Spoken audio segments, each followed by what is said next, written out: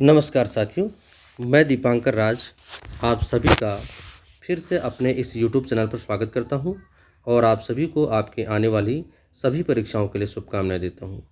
आज के इस वीडियो में हम रसायन विज्ञान के महत्वपूर्ण बिंदुओं का वन लाइनर फॉर्म में अध्ययन करेंगे, जो कि परीक्षा की दृष्टि से आपके लिए महत्वपूर्ण होने वाला है। जो भी छात्र प्रतियोगी परीक्षाओं की तैयारी कर रहे हैं, उसमें जो केमिस्ट्री का जो भाग जितना भी आता है, आपकी इस वीडियो से उसकी अच्छी तैयारी हो जाएगी। स्पेशली जो छात्र उत्तराखंड वन दरोगा भर्ती परीक्षा की तैयारी कर रहे हैं, उनके लिए ये वीडियो बहुत महत्वपूर्ण होने वाला है।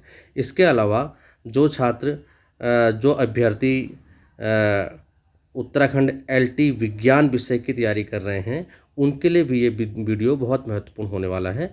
तो आप इस वीडियो को शुरू से लास्ट तक देखिए। इसमें रसायन विज्ञान के महत्वपूर्ण बिंदुओं का अध्ययन हम करेंगे, जिससे कि आपकी अच्छी तैयारी हो जाएगी। यह इसका पहला भाग है, क्योंकि संपूर्ण रसायन विज्ञान हम एक वीडियो में नहीं समझ सकते, लेकिन उसके कुछ बिंदुओं को हम अलग अलग भागों में बांटकर मैं आपके सामने अलग अलग वीडियो के फॉर्म में लेकर आऊँगा। ठीक है, तो आज के इस वीडियो की हम शुरुआत करते हैं। जो लोग नए नए जुड़े हैं वो मेरे चैनल को सब्सक्राइब करें, और जो लोग मेरे ऑलरेडी सब्सक्राइबर हैं वो इस वीडियो को अधिक से अधिक शेयर करें, जिससे कि आप के जो दोस्त लोग हैं उन सभी को भी इसकी जानकारी मिले। ठीक है, तो हम इसकी शुरुआत करते हैं। रसायन विज्ञान महत्वपूर्ण वन लाइनर। ठीक है, तो पहला पॉइंट है, इलेक्ट्रॉन की खोज की थी, ये थॉमसन ने की थी। ये इसका जो पूरा नाम है वो है जे थॉमसन। ठीक है, इलेक्ट्रॉन की खोज की थी जे थॉमसन ने। ठीक है, अगला बिंदु देखते हैं, प्रोटॉन की खोज की किसने की थी? प्रोटॉन की खोज की थी गोल्डस्टीन ने। अगला पॉइंट, एक भारतीय वैज्ञानिक जिसका नाम एक विशिष्ट मूल कण के साथ जुड़ा है वो है बोस। ये कौन सी, देखो जो कण है वो उसका नाम है बोसोन। ठीक है, और जो जिससे इनका नाम जुड़ा है, जो वैज्ञानिक जिसके नाम पर इस कण का नाम है, वो एक भारतीय वैज्ञानिक है, उनका नाम है सत्येंद्र नाथ बोस। सत्येंद्र नाथ बोस।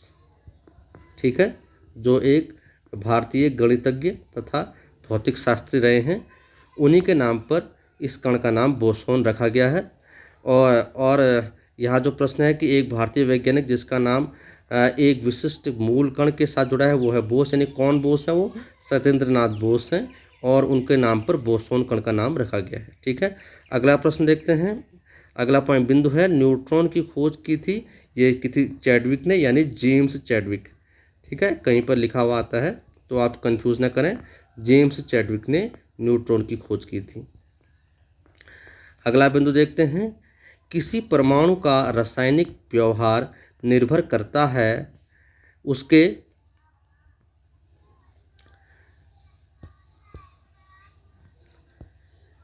किसी परमाणु का रासायनिक व्यवहार निर्भर करता है उसके उसके न्यूक्लियस के गिर्द घूम रहे इलेक्ट्रॉनों की संख्या पर, यानी उसके जो नाभिक के चारों ओर घूम रहे जो नाभिक है ना, नाभिक के चारों ओर जो घूम रहे इलेक्ट्रॉनों की संख्या पर उसका रासायनिक व्यवहार निर्भर करता है। ठीक है, अगला बिंदु देखते हैं, किसी परमाणु में परिक्रमण कर रहे किसी इलेक्ट्रॉन की कुल ऊर्जा सदा धनात्मक होती है। ठीक है, तो किसी परमाणु में परिक्रमण कर रहे किसी इलेक्ट्रॉन की कुल ऊर्जा सदा धनात्मक होती है। अगला बिंदु, परमाणु भार का अंतर्राष्ट्रीय मानक है C12। ठीक है, अगला बिंदु है, न्यूक्लियस की द्रव्यमान संख्या सदा उसके परमाणु क्रमांक से अधिक होती है। ठीक है, अगला बिंदु देखते हैं। हाँ, तो यहाँ पर आपने देखा कि परमाणु भार का जो अंतर्राष्ट्रीय मानक है वो है C12। न्यूक्लियस की द्रव्यमान संख्या सदा उसके परमाणु क्रमांक से अधिक होती है। अगला बिंदु देखते हैं, स्थायी नाभिक जो हल्का है, जिसका ए जो है वो यानी स्थायी नाभिक में न्यूट्रॉनों और प्रोटॉनों की लगभग समान संख्या होती है। ठीक है, स्थायी नाभिक में न्यूट्रॉनों और प्रोटॉनों की लगभग समान संख्या होती है। अगला बिंदु, अनिश्चितता के सिद्धांत का प्रतिपादन किया था किसने? हाइजेनबर्ग ने। ठीक है, हाइजेनबर्ग का अनिश्चितता का सिद्धांत आपने पढ़ा होगा। ठीक है, अगला बिंदु, नाभिक की खोज रदरफोर्ड ने किन कणों की सहायता से की थी? तो ये अल्फा कणों की सहायता से की थी। ठीक है, अल्फा कणों का ही उसने उस अल्फा कणों की ही बमबारी की थी सोने की पतली प्लेट पर। ठीक है, आगे चलते हैं। हाँ, अगले बिंदु को देखते हैं। किसी तत्व के रासायनिक गुण निर्भर करते हैं परमाणु संख्या पर। ठीक है, किसी भी तत्व के जो रासायनिक गुण हैं वो उसकी परमाणु संख्या या परमाणु क्रमांक पर निर्भर करते हैं। ठीक है, अगला पॉइंट, मेसोन के खोज करता है युकावा। मेसोन की खोज की थी युकावा ने। अगला बिंदु, रासायनिक तत्व के अणु के संदर्भ में चुंबकीय क्वांटम संख्या का संबंध है चक्रण से। ठीक है, तो रासायनिक तत्व के अणु के संदर्भ में चुंबकीय क्वांटम संख्या का संबंध है चक्रण से। अगला बिंदु, किसी तत्व के रासायनिक गुण कौन तय करता है? तो ये करते हैं इलेक्ट्रॉनों की संख्या। किसी भी तत्व के रासायनिक गुण उसकी इलेक्ट्रॉनों की संख्या तय करती है। अगला बिंदु देखते हैं, परमाणु क्रमांक 20 वाले परमाणु का इलेक्ट्रॉनिक विन्यास है वो कितना होगा? 2882। ठीक है, अगला बिंदु, कौन सा इलेक्ट्रॉनिक समरूपण धातु तत्व के लिए है? तो ये है 2882, ये धातु तत्व के लिए ये समरूपण है। अगला पॉइंट देखते हैं।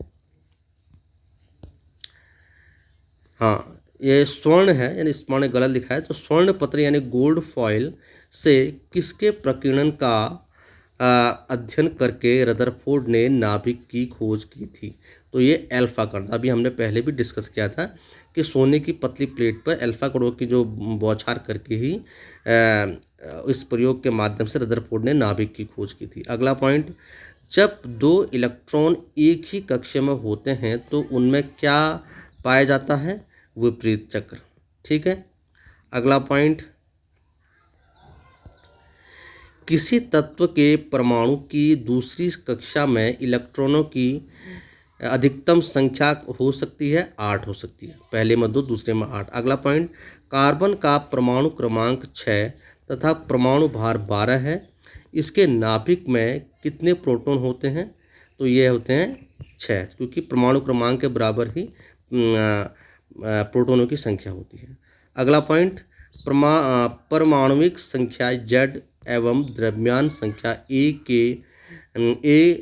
के एक परमाणु में इलेक्ट्रॉनों की संख्या कितनी है? वो Z है। ठीक है, क्योंकि परमाणु संख्या के बराबर ही प्रोटॉन होते हैं, प्रोटॉनों की संख्या के बराबर ही इलेक्ट्रॉन पाए जाते हैं, तो Z बराबर इलेक्ट्रॉनों की संख्या होगी। अगला बिंदु देखते हैं। हाँ, अगला बिंदु है तत्व 92U235, यानी इसको आप इस तरीके से लिखिए 92U235। ठीक है, इसे यूरेनियम कहते हैं। में प्रोटॉनों की संख्या कितनी है? तो ये है, ये परमाणु क्रमांक का वो परमाणु भार है, तो प्रोटॉनों की संख्या होगी 92, यानी परमाणु क्रमांक के बराबर। ठीक है, हाँ, आगे चलते हैं।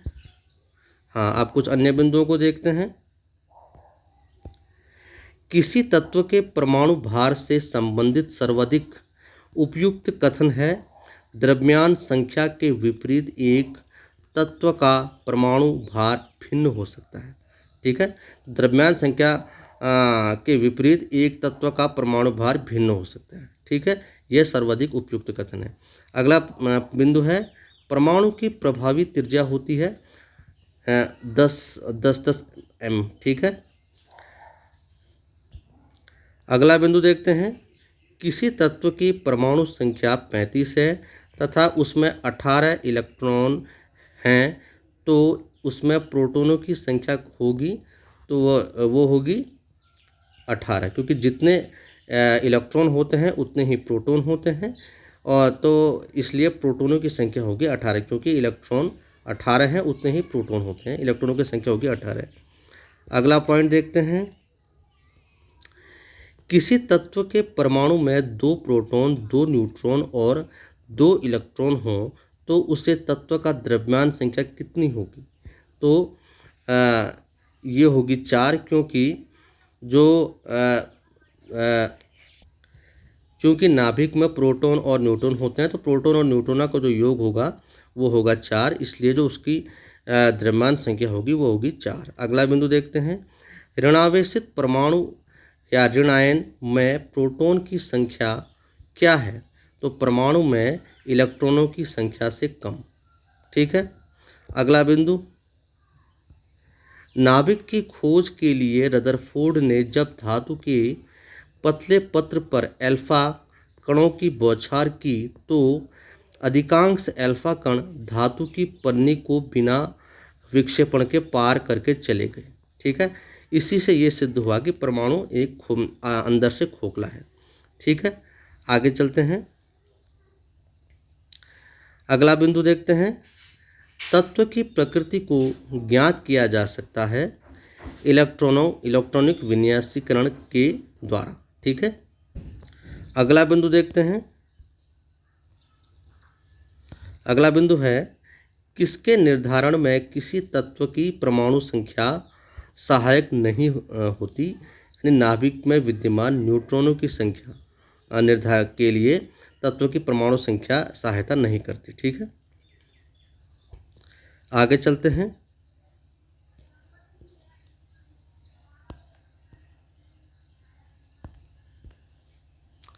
अगला बिंदु है, रेडियो सक्रियता की खोज किस वैज्ञानिक ने सर्वप्रथम की? तो ये की थी हेनरी बैक्वेरेल ने। ठीक है। रेडियो सक्रियता की खोज सबसे पहले हेनरी बैक्वेरेल ने की थी। ठीक है। तो रेडियो सक्रियता की खोज सर्वप्रथम हेनरी बैक्वेरेल ने की थी। साथ में मैडम क्यूरी ने भी इनके साथ में कार्य किया था। ठीक है। और इनको साथ ही में नोबेल प्राइज दिया गया था। ठीक है। अगला बिंदु देखते हैं, रेडियोधर्मी पदार्थ उत्सर्जित करते हैं अल्फा कण, बीटा कण और गामा कण। ठीक है। जो रेडियोधर्मी पदार्थ होते हैं वो अल्फा कण, बीटा कण और गामा कण तीनों उत्सर्जित करते हैं। अल्फा और बीटा किरणों की खोज किसने की? तो ये की थी रदरफोर्ड ने। ठीक है।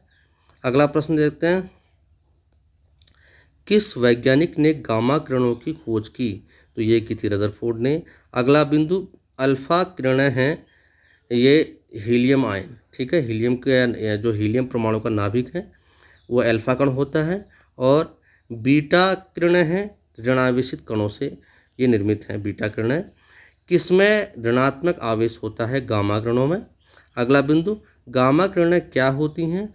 रेडियो सक्रिय पदार्थों द्वारा उत्सर्जित उच्च ऊर्जा युक्त किरणें। ठीक है। तो गामा किरणें होती हैं रेडियो सक्रिय पदार्थों द्वारा उत्सर्जित उच्च ऊर्जा युक्त किरणें। अगला बिंदु देखते हैं, नाभिकीय विखंडन के दौरान श्रृंखला अभिक्रिया को नियंत्रित करने के लिए न्यूट्रॉनों का अवशोषण करने हेतु किसका प्रयोग किया जाता है? तो ये किया जाता है बोरॉन का। ठीक है। आगे चलते हैं, हाँ, अगले बिंदु देखते हैं। अगला बिंदु है, एक ही प्रकार का परमाणु किसमें मिलता है? प्राकृत तत्व है उसमें एक ही प्रकार का परमाणु मिलता है। वायु क्या है? एक मिश्रण है। अमोनिया क्या है? रासायनिक यौगिक है। हीरा क्या है? तत्व है। जल एक यौगिक है क्योंकि इसमें रासायनिक बंधों से जुड़े हुए 2 भिन्न तत्व होते हैं, हाइड्रोजन और ऑक्सीजन। ठीक है। इसलिए जल एक यौगिक है। अगला बिंदु, 2 या 2 से अधिक शुद्ध पदार्थों को किसी भी अनुपात में मिला देने से बनता है मिश्रण।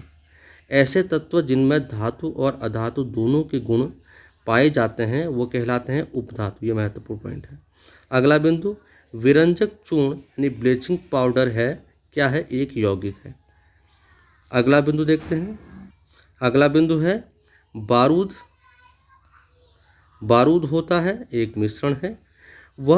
अगला बिंदु, वह वैज्ञानिक जिसमें परमाणु सिद्धांत की खोज की थी जिसने, ठीक है, वह वैज्ञानिक जिसने परमाणु सिद्धांत की खोज की थी? John Dalton.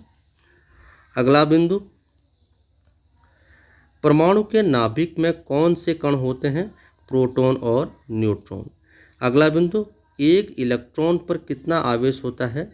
तो वो होता है -1.6 इंटू 10⁻19c, यानी -1.6 इंटू 10⁻⁻19।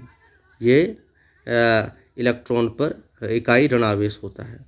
अगला बिंदु, परमाणु विद्युतः होते हैं उदासीन रूप से, ठीक है, तो परमाणु उदासीन होते हैं। अगला है 1Na22 से एक बीटा उत्सर्जन के बाद बनने वाला जो पदार्थ है वो होगा मैग्नीशियम, ठीक है। आगे चलते हैं। अगला बिंदु है, यदि किसी रेडियोधर्मी पदार्थ की मात्रा को दोगुना कर दिया जाए तो रेडियोधर्मी क्षारण की दर अपरिवर्तित रहती है। अगला पॉइंट, एक रेडियोएक्टिव पदार्थ की अर्ध आयु 4 महीने है। इस पदार्थ के 3/4 भाग का क्षय होने में समय लगेगा 8 महीने। अगला बिंदु, पृथ्वी की आयु का आकलन किया जाता है यूरेनियम डेटिंग से, ठीक है। पृथ्वी की जो आयु का आकलन किया जाता है वो यूरेनियम डेटिंग से किया जाता है। अगला पॉइंट, रेडियो कार्बन डेटिंग से किसका निर्धारण होता है? जीवाश्म की आयु का। अगला पॉइंट, परमाणु बम का आविष्कार किसने किया था? यह किया था ऑटो हॉर्न ने, आप जानते हैं। अगला प्रश्न, परमाणु शक्ति संयंत्र किस सिद्धांत पर काम करता है? तो ये नाभिकीय विखंडन यानी विखंडन के सिद्धांत पर कार्य करता है। अगला बिंदु, किस प्रकार की अभिक्रिया से सबसे अधिक हानिकारक विकिरण पैदा होता है? तो ये विखंडन अभिक्रिया से हानिकारक विकिरण पैदा होता है। अगला पॉइंट, सूर्य से ऊर्जा उत्सर्जित होती है नाभिकीय संलयन के द्वारा, ठीक है। अगला पॉइंट, कौन सा पदार्थ नाभिकीय रिएक्टर में मंदक का काम करता है? तो यह भारी जल, महत्वपूर्ण पॉइंट, यह भारी जल नाभिकीय रिएक्टर में मंदक का काम करता है। अगला पॉइंट, विखंडन की प्रक्रिया उत्तरदायी होती है परमाणु बम में ऊर्जा मुक्त करने के लिए, ठीक है। आगे चलते हैं, अगला पॉइंट देखते हैं। कोबाल्ट 60 आमतौर पर विकिरण चिकित्सा में प्रयुक्त होता है क्योंकि यह उत्सर्जित करता है गामा किरण। अगला पॉइंट है, हाइड्रोजन बम किस सिद्धांत पर कार्य करता है? यह अनियंत्रित संलयन अभिक्रिया यानी नाभिकीय संलयन के सिद्धांत पर कार्य करता है हाइड्रोजन बम, ठीक है, नाभिकीय संलयन, ठीक है।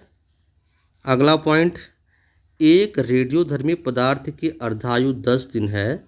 इसका अभिप्राय यह है कि पदार्थ का 3/4 भाग का विघटन 20 दिन में हो जाएगा। अगला पॉइंट, एक रेडियोधर्मी तत्व जिसके भारत में बड़े भंडार पाए जाते हैं वह है थोरियम, महत्वपूर्ण पॉइंट है। कलपक्कम के फास्ट ब्रीडर रिएक्टर में ईंधन है समृद्ध यूरेनियम, ठीक है।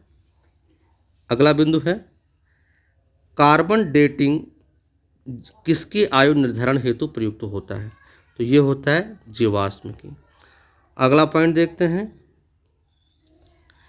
किसी तत्व के समस्थानिकों के बीच अंतर जिनकी भिन्न संख्या की उपस्थिति के कारण होता है न्यूट्रॉनों की न्यूट्रॉन की भिन्न संख्या की उपस्थिति के कारण समस्थानिकों के बीच अंतर होता है। अगला पॉइंट, किसी परमाणु नाभिक का आइसोटोप वह नाभिक है जिसमें प्रोटॉनों की संख्या वही होती है परंतु न्यूट्रॉनों की संख्या भिन्न होती है। आइसोटोप जिसे हम समस्थानिक भी कहते हैं, ठीक है,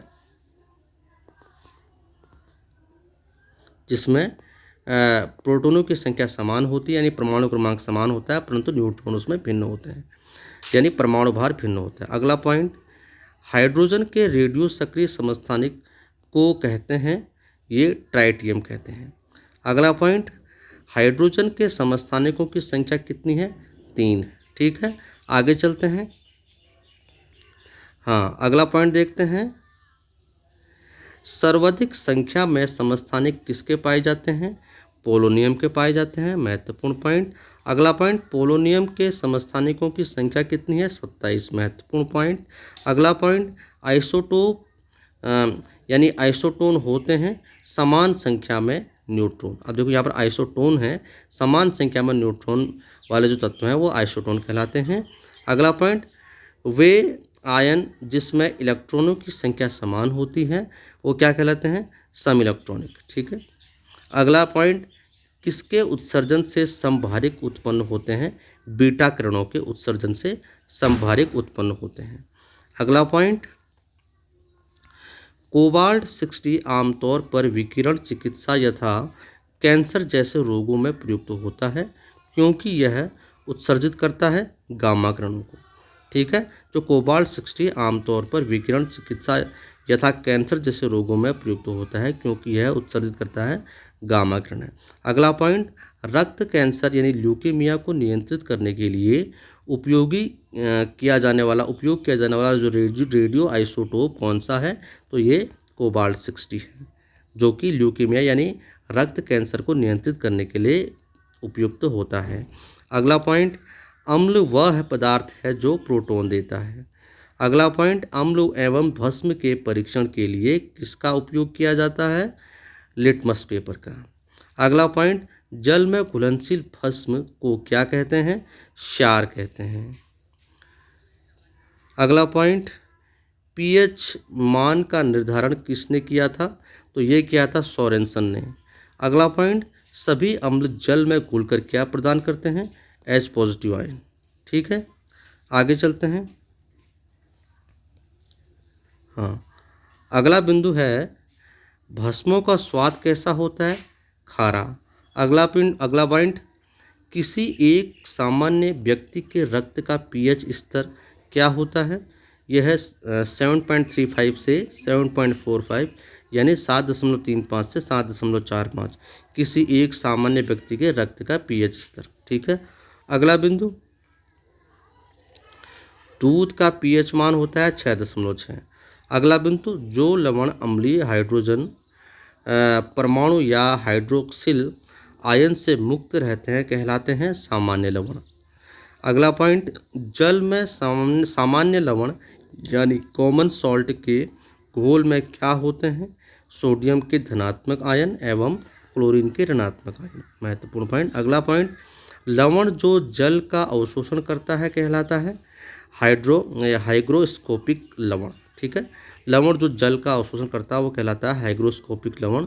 अगला पॉइंट, पीएच मूल्यांक दर्शाता है किसी घोल के अम्लीय या क्षारीय होने का मूल्यांक। महत्वपूर्ण पॉइंट। अगला पॉइंट, अमोनियम क्लोराइड का जलीय विलयन होता है क्षारीय। अगला पॉइंट, H20 और जलीय NaOH यानी ये H2O है। ठीक है, H2O और जलीय NaOH से भरी परक नलियों के विलयनों में विभेद किया जा सकता है लाल लिटमस पेपर द्वारा। ठीक है। अगला है H2CO3। ठीक है, H2CO3 कैसा लवण है? अम्लीय लवण है। अगला पॉइंट, किस लवण का जलीय विलयन लाल लिटमस को नीला कर देता है? ये Na2CO3 का। ठीक है, Na2CO3। अगला पॉइंट, कॉपर सल्फेट का जलीय घोल प्रकृति में अम्लीय होता है क्योंकि लवण में होता है हाइड्रोक्सिस। लवण में क्या होता है? हाइड्रोलाइसिस होता है, इसलिए कॉपर सल्फेट का जो जलीय घोल है प्रकृति में अम्लीय होता है। आगे चलते हैं। अगला पॉइंट है, स्थिर ताप पर किसी गैस का आयतन कम करने पर उसका दाब बढ़ जाता है। अगला पॉइंट, समान ताप और दाब पर गैसों के समान आयतनों में अणुओं की संख्या समान होती है। यह किस नियम के अनुसार है? तो यह है एवोगाड्रो की परिकल्पना के अनुसार। अगला पॉइंट, गैसों के विसरण का नियम किसने प्रतिपादित किया था? ये ग्राहम ने किया था। अगला पॉइंट, वायु से हल्की गैस है अमोनिया। अगला पॉइंट, किसी गैस का अणुभार उसके वाष्प घनत्व का कितना होता है? दुगना होता है। महत्वपूर्ण पॉइंट। अगला पॉइंट, ताप एवं दबाव की समान अवस्थाओं में विभिन्न गैसों के समान आयतन में किसकी संख्या समान होती है? अणु की। अगला पॉइंट, गैसीय समीकरण PV बराबर nRT में R सूचित करता है 1 मोल गैस को। ठीक है, अगला पॉइंट, भिन्न भिन्न नियत तापों पर गैसों के आयतन दाब आचरण को दर्शाने के लिए आरेखित चक्र रेखा क्या कहलाती है? तो ये कहलाती है आइसोथर्मल्स। ठीक है, अगला पॉइंट, आदर्श गैस की ऊर्जा निर्भर करती है मोल की संख्या पर। आदर्श गैस की ऊर्जा निर्भर करती है मोल की संख्या पर। अगला पॉइंट, सभी गैसें शून्य आयतन प्राप्त करती हैं जब तापक्रम होता है -273। ठीक है, डिग्री सेल्सियस है, इसको ऐसे लिखो -273 डिग्री C। ठीक है, इससे परम ताप का मान ये होता है -273 डिग्री C। ठीक है, इसको परम ताप भी कहते हैं। ठीक है, तो इस वीडियो में इतना ही। ठीक है, ये बिंदुवार आप इन रसायन विज्ञान के बिंदुओं को आप बार बार अध्ययन करते जाएंगे तो ये बिंदु आपको याद हो जाएंगे। इससे आपके प्रतियोगी परीक्षाओं की तैयारी हो जाएगी। जो आप उत्तराखंड वन दरोगा भर्ती परीक्षा की तैयारी कर रहे हैं, जो अभ्यर्थी LT विज्ञान की तैयारी कर रहे हैं, या अन्य जो SSC PSC की तैयारी कर रहे हैं, उनके लिए भी ये वीडियो उपयोगी सिद्ध होगा। ठीक है, बाकी जो इसका अगला भाग में अगले वीडियो में आपके सामने लेकर आऊँगा। तब तक के लिए आप इस वीडियो को बार बार देखिए और अपने अध्ययन को जारी रखिए। ठीक है, अगर आपको ये वीडियो अच्छा लगता है तो आप इसे लाइक कीजिए, शेयर कीजिए और मेरे चैनल को सब्सक्राइब कीजिए, ताकि मैं जो भी वीडियो अपलोड करूँ वो आप तक तुरंत पहुँचे। बाकी की जानकारी मैं आपको अगले वीडियो में दूंगा। तब तक के लिए धन्यवाद। Thank you. नमस्कार।